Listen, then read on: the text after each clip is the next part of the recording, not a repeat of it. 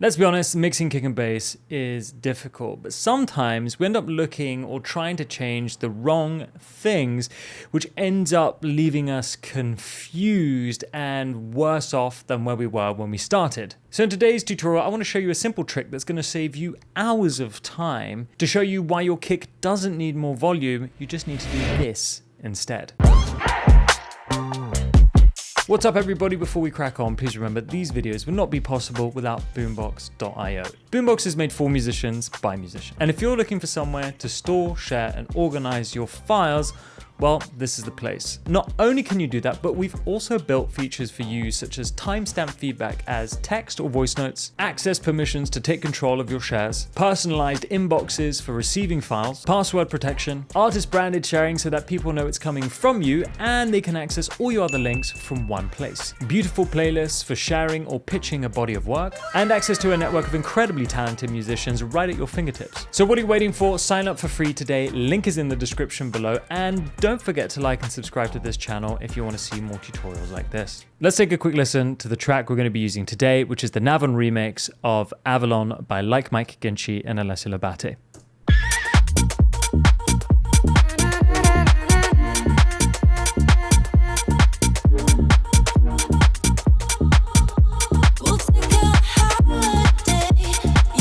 The track is very well balanced. I like where the kick and the bass are sitting, but I don't want to turn the kick up. Otherwise, that's going to upset everything. Let me show you what I mean.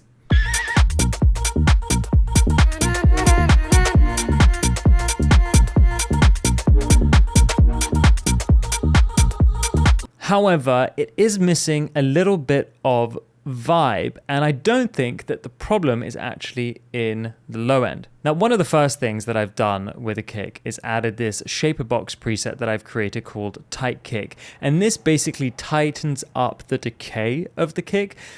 The reason I've done this is to prevent it from interfering with the bass line, which is very busy. So here's the kick with and without.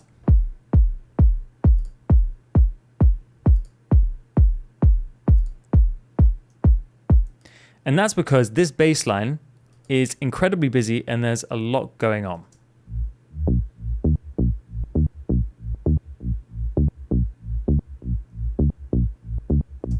If the bass line was less consistent and more sparse, then I would probably keep that tail from the kick in the low end in order to fill out some of that space. But because even though it's punchy and not sustained, it's happening and rolling consistently and very frequently, we want to create as much space as possible. And by making the kick a little bit tighter, we get more of that bounce.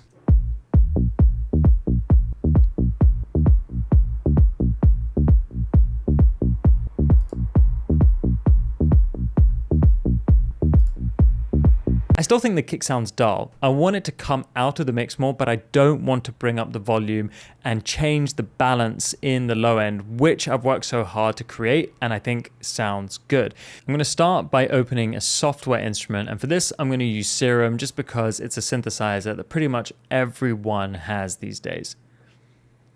Now, before changing any of the parameters within Serum, I'm going to just copy the kick pattern here. So we're going to create a MIDI region.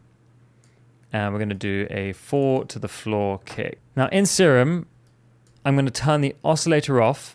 I'm going to turn the noise on. And then I'm going to change the sound to a tax miscellaneous. And I'm going to go to icon kick A.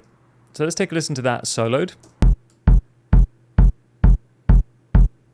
So we have a short kick sample in here. It's not the best sounding kick sample, but we are going to shape it a little bit to our taste or to our liking.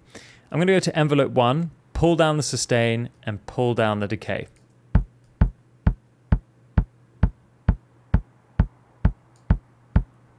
So now we're left with this click that we're going to layer the kick with, but there's still a few low frequencies in there that I don't want. So I'm going to send the noise to the filter. First I've got to turn the filter on, then I've got to select noise, and I'm going to change this to a high 6. I'm going to start there. I'm going to filter out some of those low frequencies.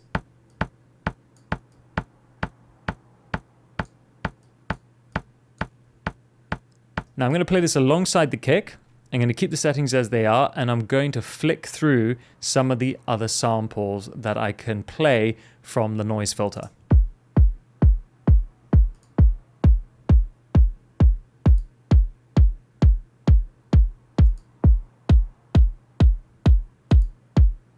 Out of all the samples, I like the way kick B sounds. Let's hear it in context with everything else.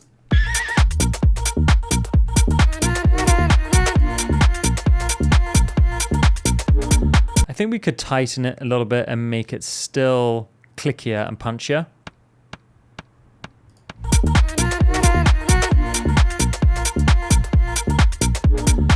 Now, right now, that's too obvious, and that's because I'm exaggerating it so we can hear what's going on. But listen to the difference when I mute and unmute this sample that we've layered the kick with.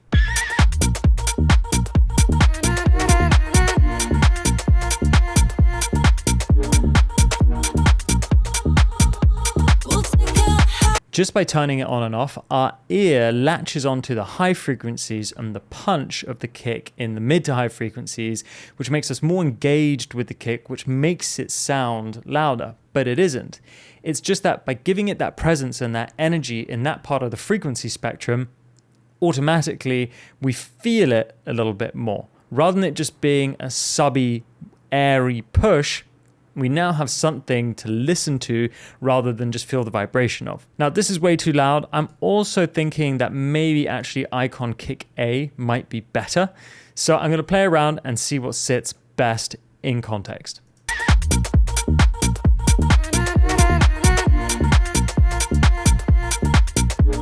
If you like videos like this and want to get better at production, mixing and mastering, don't forget to like and subscribe to the channel and sign up to Boombox today for free. It's been a pleasure as always, and I'll see you soon. Peace!